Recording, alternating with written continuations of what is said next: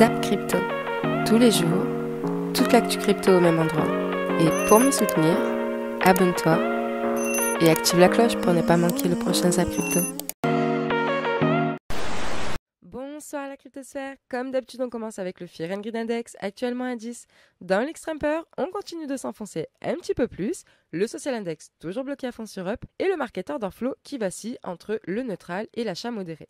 Je profite de ce petit temps de parole pour vous rappeler que tous les soirs, vous pouvez gagner des NFT, des miniatures de Zap Crypto. Tous les soirs, retrouvez un giveaway sur Twitter avec le Zap Crypto du jour. Et vous y retrouverez également les règles de participation. Alors c'est simple. Tu RT le tweet du Zap Crypto du jour, tu t'abonnes sur YouTube ainsi que sur Twitter et il faudra également me laisser un petit commentaire sous la vidéo YouTube. Chaque giveaway est effectif pendant 24 heures et je fais le tirage au sort tous les soirs à 21h30 sur Twitch. Je vous souhaite une bonne vidéo, c'était Zap Crypto. On a les autorités chinoises qui annoncent qu'elles pourraient relâcher de manière très importante la pression et lever progressivement les restrictions sanitaires à Shanghai liées au cas de Covid. Effectivement, ils ont trouvé qu'un seul cas de Covid sur plusieurs millions de tests. D'ailleurs, le gars a été abattu par sécurité. Ceci est une plaisanterie, quoique je ne sais pas. En tout cas, voilà, ça soulage tout le monde. Si la Chine ne reconfine pas, espoir de levée progressive des restrictions sanitaires. Et donc, ça suffit pour faire repartir les indices à tout va. Regardez bien, hop, ça fait longtemps qu'on n'avait pas vu autant de vert. Plus 1% sur à peu près tous les indices européens comme américains. Donc, ok, on n'a pas des actions qui pourraient être un handicap pour nous. On pourrait avoir des beaux jours sur les actions, ce qui pourrait faciliter des trades haussiers profitables et très profitables sur le marché des cryptos, si vraiment le S&P 500 est dans les bons niveaux. Des mouvements de dingue, mais avec toujours la gestion du risque. On a déjà, je vous ai pas, la vidéo était trop courte, mais se refaire, faut oublier. On n'est pas là pour se refaire en trading, on est là pour protéger ce qui reste. Définir votre risque, commencer à prendre soin de votre capital, commencer à faire les choses comme il faut. Éventuellement alléger le risque s'il était complètement ouf. Sachez que je ne considère pas que c'est la capitulation. C'est un événement volatile, intense. Bon, il y a eu cassure, machin et tout. Mais je ne pense pas qu'il y ait capitulation, ou en tout cas définitive. C'est pas là. C'est le début, quoi. Le log curve zone. En fait, c'est un graphe, du coup. Alors, le logarithmique, je l'utilise très peu souvent, mais je l'utilise un petit peu plus souvent maintenant. D'accord, puisque je trouve qu'il est assez intéressant. Avant, je traçais mes graphes à la main, mais voilà, j'ai pris le temps de trouver un indicateur qui le faisait pour moi. Et on voit en fait en rouge ici les zones de survente, ok, et les zones de surachat, d'accord. Et en milieu, vous avez la zone de transition.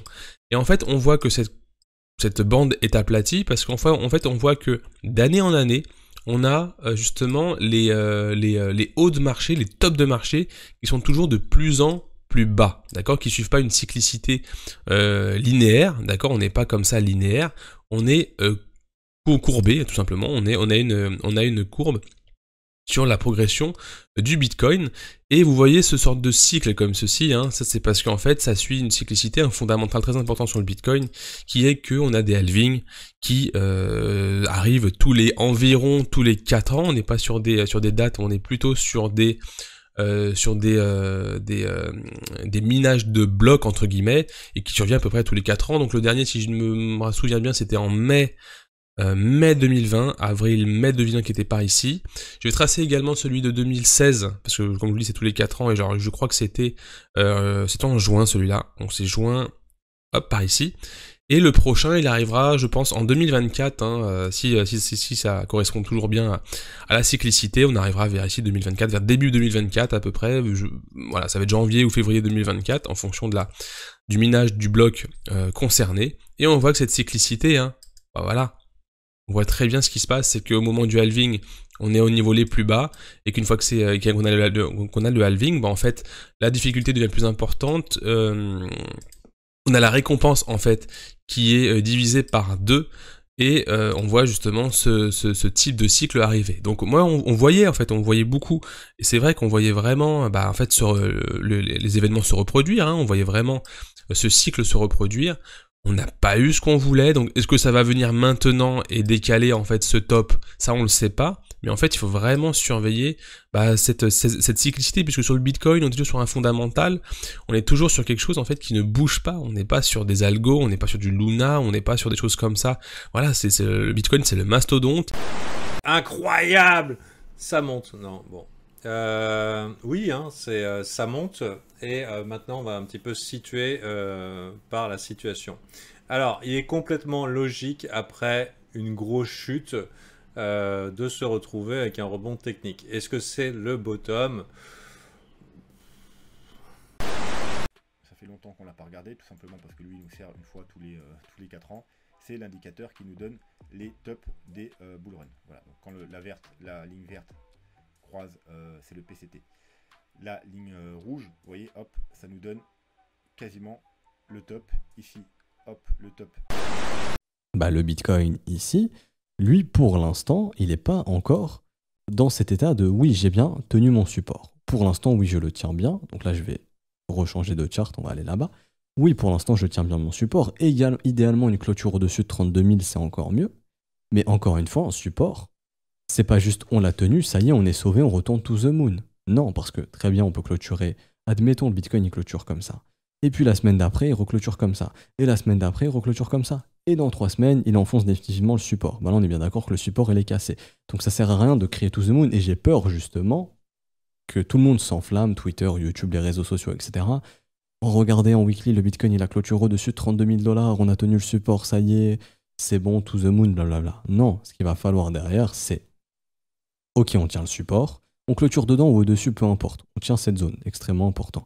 Et derrière, une bougie ou 2, peu importe, qui vient neutraliser les vendeurs, la pattern de retournement, c'est-à-dire on prend le point le plus haut, on prend le point le plus bas, on a tenu le point le plus bas, on vient casser le point le plus haut de la bougie la plus basse, ce qui vient avaler, c'est pas un avalement, mais en gros ça vient maintenir le bottom ici et enfoncer quelque chose de bullish derrière. Et là, ça montre un signe de force. Et à ce moment-là, ici, on a donc bien un signe que le support a été tenu et que les acheteurs ont repoussé ce support et que les vendeurs n'ont pas réussi à enfoncer ce support. Ici, vous voyez, un gap, c'est quand il y a un creux, 35 000. Il y a des petits gaps là, ici, par exemple, 33 000. Vous voyez, là où il n'y a rien sur le cours, eh bien, ce sont des gaps. La chose, c'est que, premièrement, il y a un petit rebond actuel qui est très intéressant. On est sur un 6% pour le moment. On peut aller chercher un 7, 8, 9, 10, peu importe. Ça peut pumper. Hein. Ça peut très bien pumper, il n'y a pas de souci.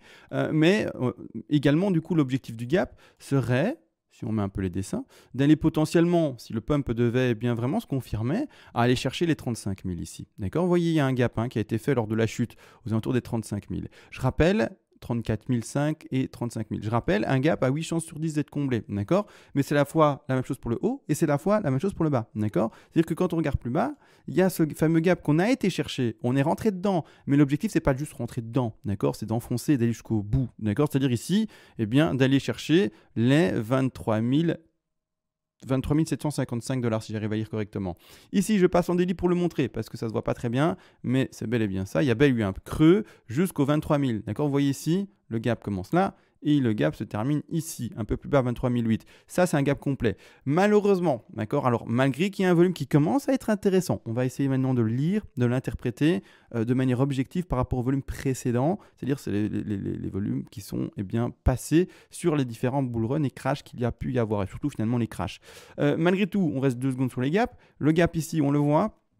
Il y a un gap aux alentours des 19 000 et un peu plus bas des 18 000, on le sait, écrasement de l'ATH précédent, etc. Mais encore une fois, à part la conviction personnelle, émotionnelle et je ne sais pas quelle autre chose qui peut vous pousser à vous dire on ne peut jamais casser un ATH, ce sont des choses qui peuvent arriver.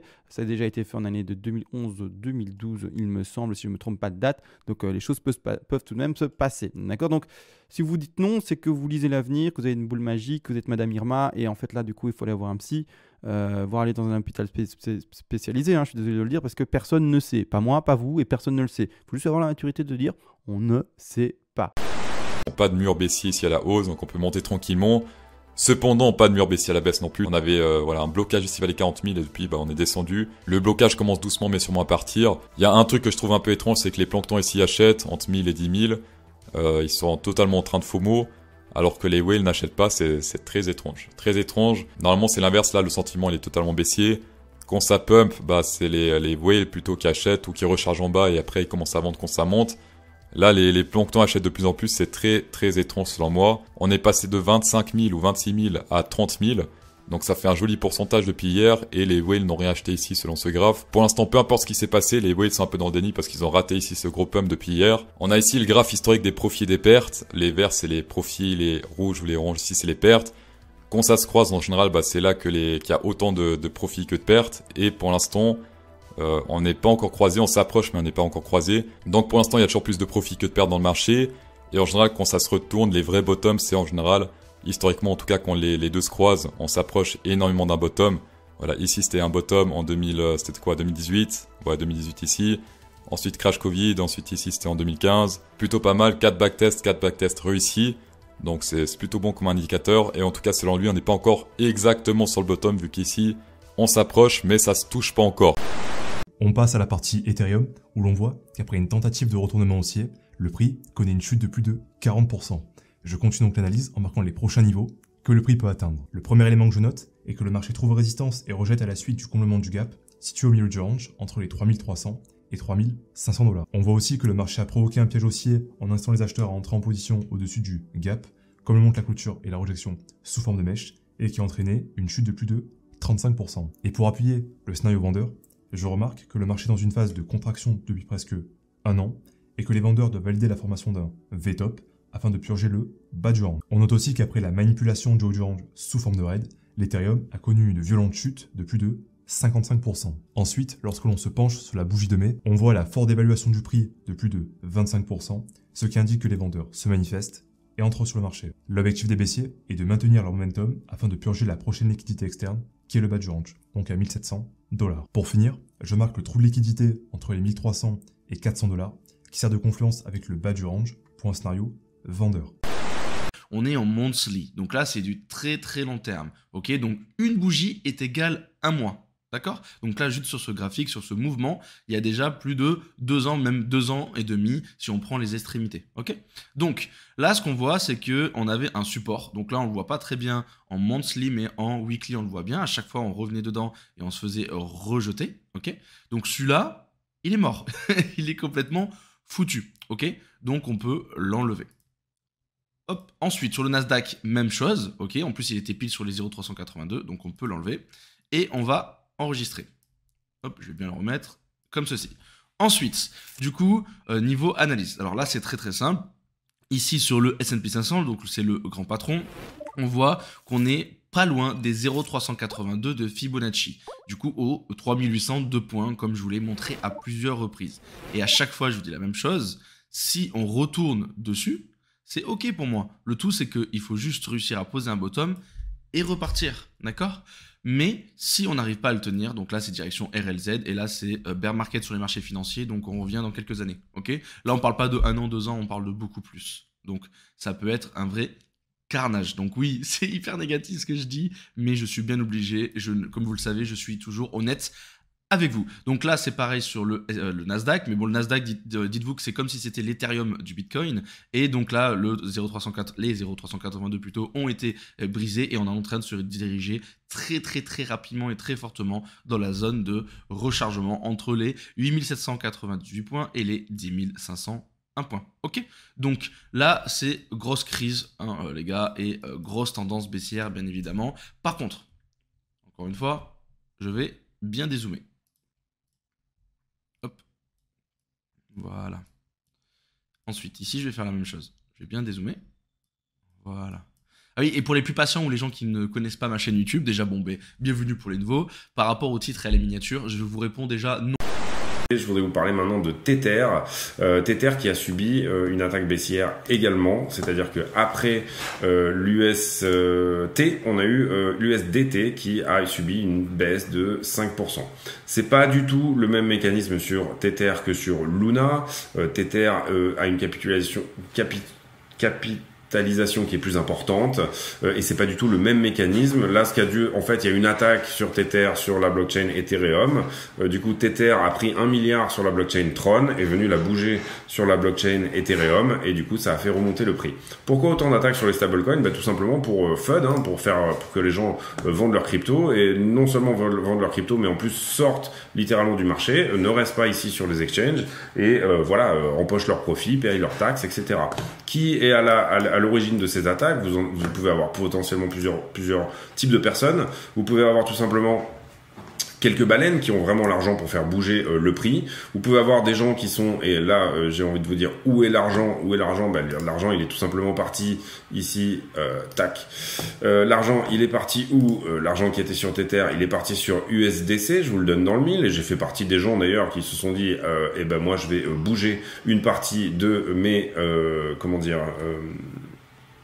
de mes USDT vers USDC, donc j'ai mis 50-50 dorénavant pour être sûr d'être exposé sur les deux du même endroit, mais l'USDC est le grand gagnant. À qui appartient l'USDC? L'USDC appartient à un consortium qui s'appelle Centre, qui s'appelle Circle et qui lui-même fait partie d'une firme qui s'appelle Centre, et qui tout simplement appartient en partie à Coinbase, en partie à BlackRock, en partie à Fidelity, en partie à, en gros, c'est vraiment le stablecoin des institutionnels.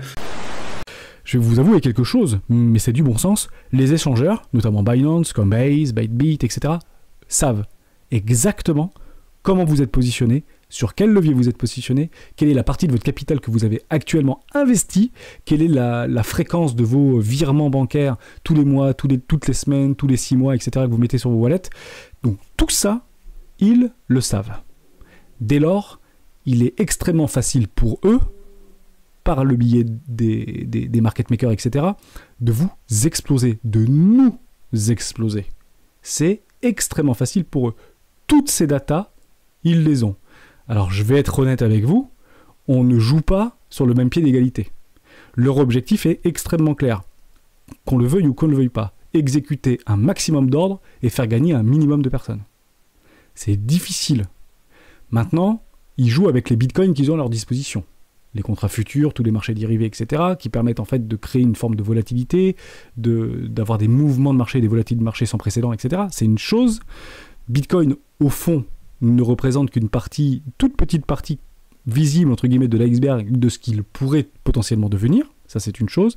Mais aujourd'hui, ce qui donne le prix, entre guillemets, du Bitcoin, c'est bien évidemment l'offre et la demande, la rencontre entre l'offre et la demande sur le spot, et uniquement sur le spot. Et ça fait des semaines et des semaines qu'on ne voit plus de volume sur le spot.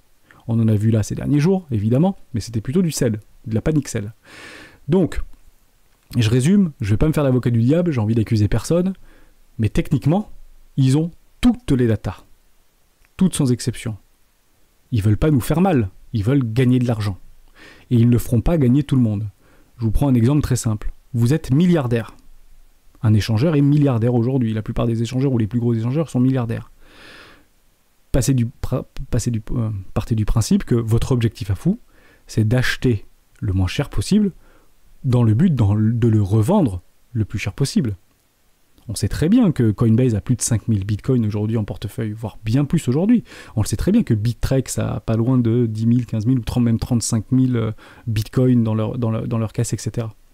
Les grosses, entre guillemets, les wallets qu'on voit sur Glassnode, etc., plus de 10 000 bitcoins, plus de 1000 bitcoins, pour la plupart, c'est eux aussi. Hein. Alors, ils ont plein de wallets, etc. Je dis pas le contraire. Hein. Ils cachent un peu leur truc. Mais techniquement, ils font ce qu'ils veulent avec le prix. Ils peuvent faire ce qu'ils veulent avec le prix. C'est difficile à entendre. On ne joue pas dans le même pied d'égalité. Si on se remet un petit peu et on peut faire un raccourci pour dire on est sur un casino, en effet, eux, c'est la banque et nous, on est les clients.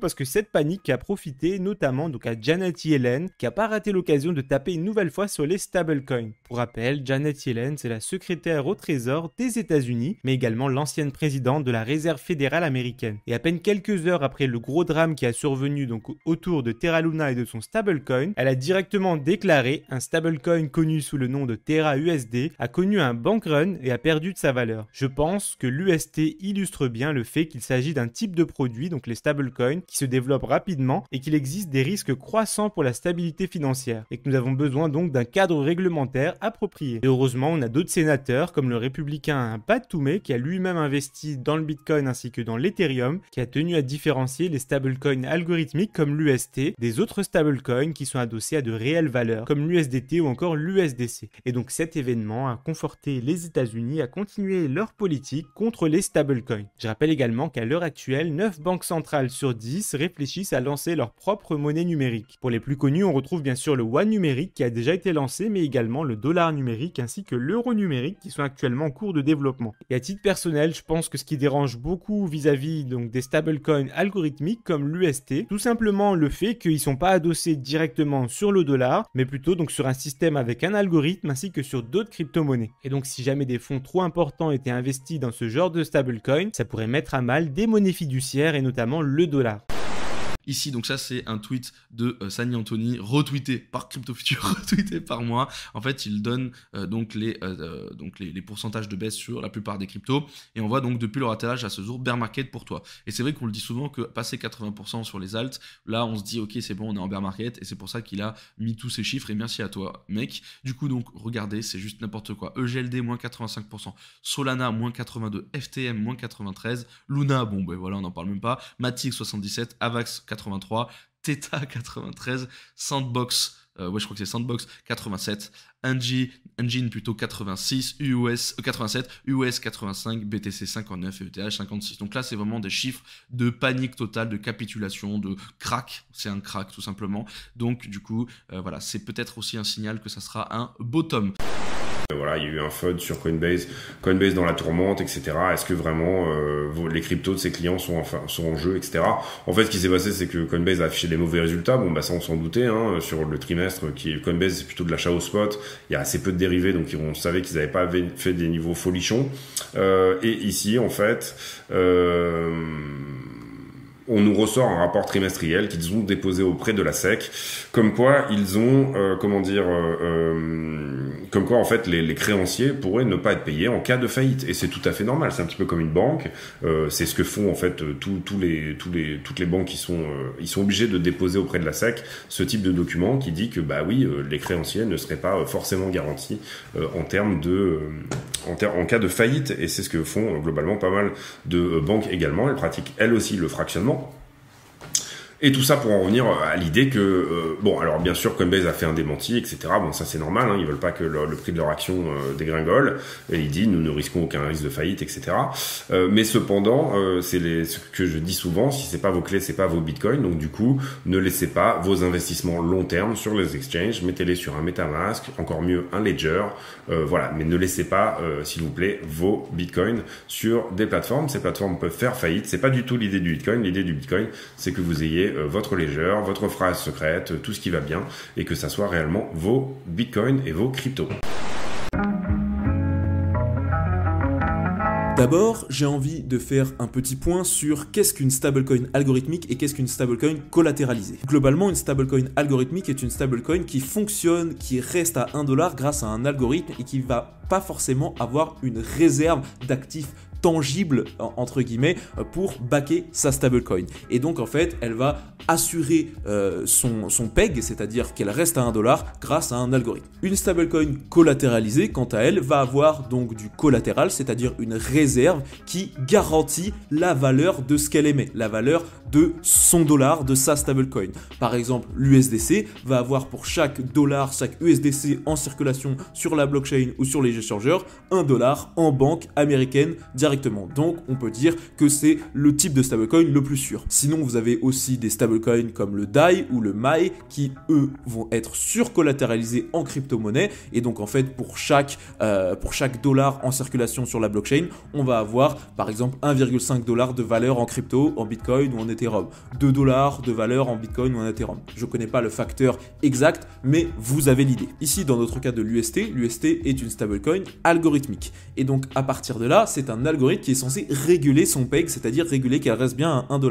Mais le fondateur de Terra Money a quand même essayé de collatéraliser sa stablecoin avec 1,5 milliard de Bitcoin, c'est-à-dire environ 10% de la market cap totale de l'UST avant le crack d'hier. À partir de là, on va essayer de comprendre le fonctionnement de l'UST. En fait, globalement, à chaque fois que l'UST est créé, c'est-à-dire qu'à chaque fois qu'il y a quelqu'un qui va vouloir acheter en fait de l'UST pour pouvoir utiliser la blockchain Terra, puisque en fait c'était la crypto-monnaie native de la blockchain Terra, et du Luna, c'est-à-dire la crypto, encore une fois, de l'écosystème Terra, et burn, c'est-à-dire qu'on brûle le Luna, et donc à partir de là, moins d'offres, plus de demandes peut-être, et donc explosion du prix.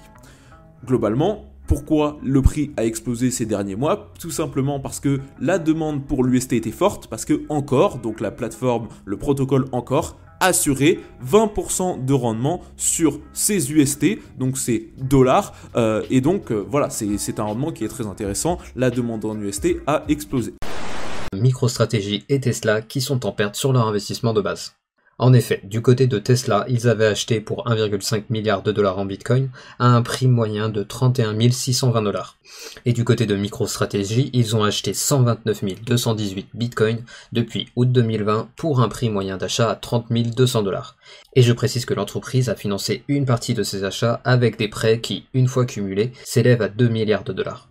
Et donc si le Bitcoin continue vers une baisse qui se prolonge, ils pourraient bien recevoir des pressions qui les inviteront à revendre une partie de leurs investissements pour assurer les investisseurs. Mais je vous rappelle qu'hier on a eu Michael Saylor qui avait annoncé que MicroStrategy ne comptait pas revendre ses Bitcoins et qu'il faudrait que le prix descende à 3000 $ pour qu'ils commencent à revendre une partie de leurs Bitcoins. Bref, malgré la forte pression des marchés, il est assez peu probable que ces deux acteurs se délaissent de leur BTC, et d'ailleurs on voit des acteurs qui, au contraire, profitent même de ces prix historiquement bas pour s'exposer au secteur. C'est en effet ce qu'a annoncé Cathie Wood, la PDG d'Ark Invest, en déclarant que sa société de gestion de placement avait investi 3 millions de dollars dans l'action de Coinbase qui est actuellement à un plus bas historique.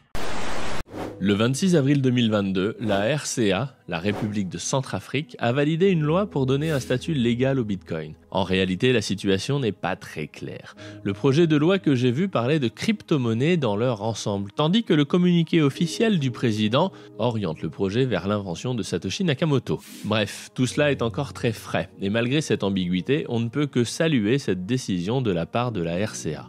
C'est pour cette raison que nous avons constitué un groupe international de bitcoiners sur l'initiative de Sébastien Gouspillou afin de proposer de rencontrer le gouvernement de Centrafrique pour mettre nos compétences au service du gouvernement local. Et voilà, le 10 mai, nous avons reçu une invitation officielle pour aller rencontrer des représentants du gouvernement. Bien sûr, je pars avec eux pour couvrir ce déplacement en tant que média qui rendra compte de ce que nous ferons là-bas. Car un des ingrédients essentiels dans ce genre de démarche est l'intégrité et la transparence. Nous tenons également à remercier les autres membres du groupe, Samson Moe, Alex Lackstein, pour les plus connus, mais aussi Alexis Roussel, Fodé Diop, Gloire Cambal, Gilles Cadignan, et bien d'autres qui n'ont pas pu se libérer pour cette fois tant les choses ont été rapides. Alors voilà, quelques vaccins plus tard, on est prêt à partir. Mais revenons-en à cette initiative du président Touadéra. Est-ce vraiment une bonne idée? Quels sont les obstacles et problèmes que l'on peut rencontrer lorsque l'on fait de Bitcoin sa monnaie légale? Est-ce qu'une telle politique monétaire est adoptée à la situation de la RCA qui vit pour le moment avec le franc CFA? On voit tout ça ensemble, c'est parti. On va passer à autre chose maintenant. On va passer à un sujet autour d'une startup française, le Sorare. Sorare qui est derrière tout le jeu, toute la plateforme de NFT autour du football et des cartes de football virtuelles. Et ben Sorare, ils ont signé un partenariat avec la Major League Baseball, donc la principale ligue de baseball aux États-Unis, pour créer un jeu comme ce qu'ils ont fait autour du foot en Europe. Ben ils veulent faire la même chose autour du baseball aux États-Unis. Donc c'est un nouveau marché pour eux. un marché où les gens ont beaucoup plus l'habitude de faire ce type de jeu, tout ce qui est fantasy, soccer game, etc. C'est tout ce qui est très courant aux États-Unis, donc un gros marché. Ils doivent en fait forcément obtenir de nouveaux marchés pour justifier leur valorisation de plus de 4 milliards de dollars. Donc voilà, bonne chance à eux, on va voir si ça va continuer de marcher. Et ce qui est intéressant sur Sorare aussi, c'est qu'ils se basent sur une solution de niveau 2 de Ethereum. Donc ils sont pas sur une blockchain à part, ils sont pas sur d'autres projets, j'ai pu voir d'autres projets NFT sur la Binance Smart Chain par exemple. Là au final, ça reste des choses qui sont reliées, on va dire, au réseau Ethereum. À quoi ça sert d'avoir Bitcoin comme monnaie légale dans son pays ?